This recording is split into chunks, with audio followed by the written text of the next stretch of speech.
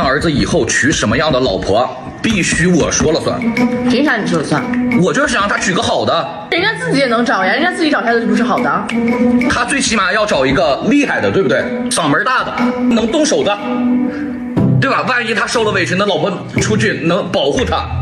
他应该保护他老婆，他打着我儿子呀。对，找个不会做饭的，因为咱儿子每天下了班回来买上菜回来给他做饭呀，对不对？对，找一个那种爱睡觉的，那可不是普通睡觉，你听我说，那叫美容觉，说明啥？儿媳妇长得肯定漂亮，对不对？漂亮跟你有啥关系？我儿子开心呀。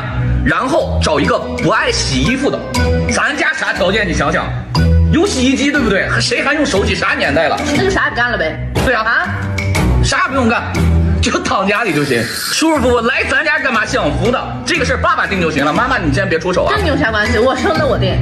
我妈当初也这么想的，她又有什么办法呢？